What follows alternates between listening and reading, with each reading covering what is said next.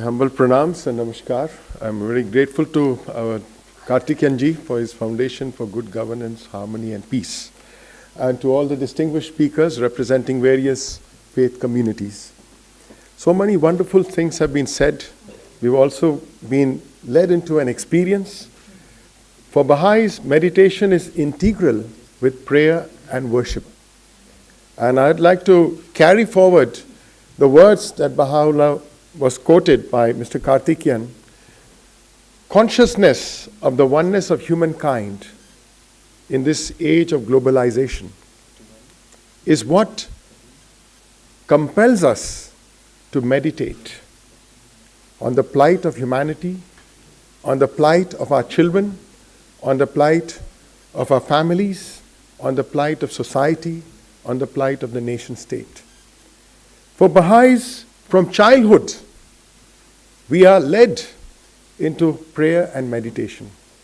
And anybody who has visited the Bahá'í Lotus temple, the house of worship, has seen that the moment you come to the prayer hall, you are told, here is a space for prayer and meditation.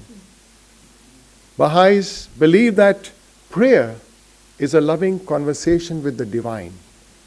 Whatever be the form, the manner, the way that you wish to be aligned to the divine.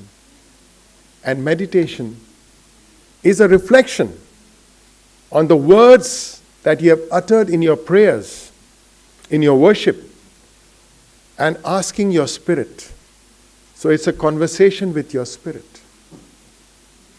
So in prayer, you pour out, open your heart to the divine, give praise, express gratitude, be thankful for everything that you have, and seek illumination.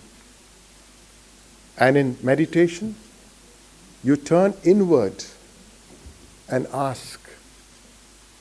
So your heart communicates. So we have heard about the power of the mind, how it can affect our lifestyle, our behavior, our attitude. Given the limitations of time, I'd just like to give this analogy that every human being has to confront with three forms of relationships. And it is best articulated and experienced when we are in the attitude of prayer and meditation. The very first relationship that every human being must come to terms with is your relationship with the divine. For a scientist, he sees this relationship of the divine in the forces of nature.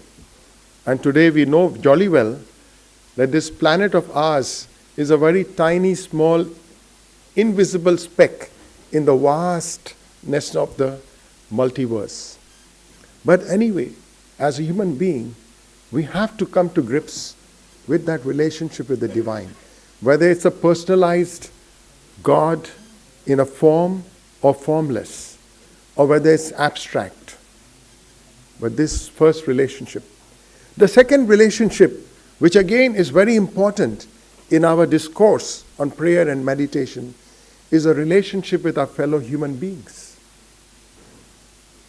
The people in your home, your parents. There was a very wonderful meditation that was carried out in bringing us in close proximity with our mother, because it's our parents who have given us the gift of life.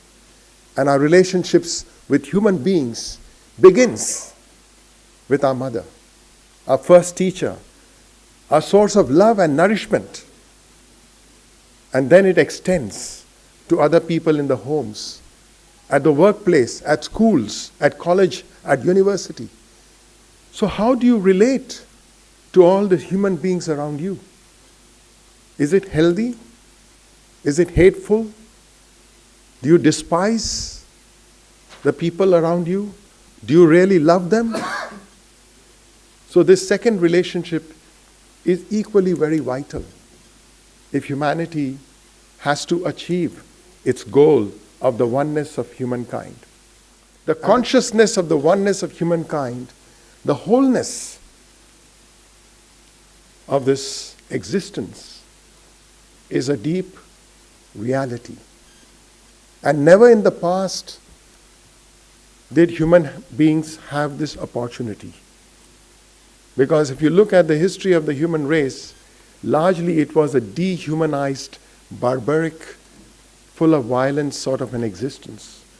But today, for the first time, when we see our planet with all its wholeness, its myriad diversities, its wonders and tremendous potentialities in every man, woman, youth, and child, we are being challenged to write the history of our civilization collectively.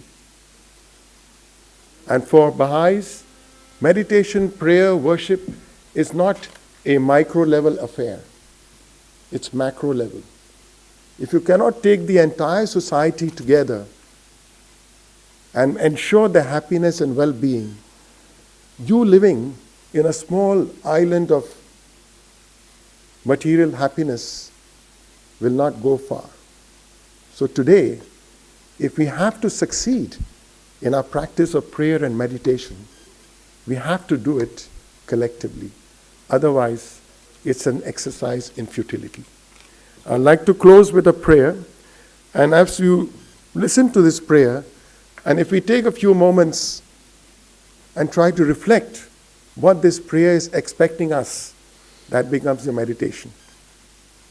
Oh my God, I ask thee by thy most glorious name to aid me in that which will cause the affairs of thy servants to prosper and thy cities to flourish.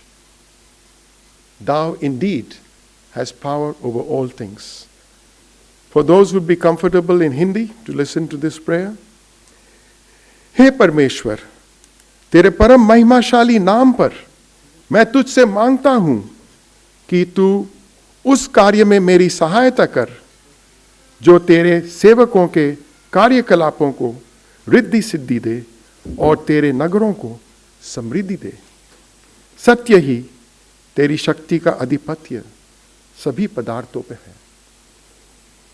So if we really reflect that you want the prosperity and well-being of every man, woman, youth, and child, you want our cities to flourish, and as you reflect on it and see the society around you, surely there is a lot that you need to reflect upon and meditate about the plight, about the sufferings, about the anguish, about the tremendous folly, human folly that has resulted in conflicts and wars and destruction of our own societies, nation states, and the environment, the imbalance of ecology. These are, I think, topics that should be part of our meditation exercise. Otherwise, this planet is in peril. Thank you very much.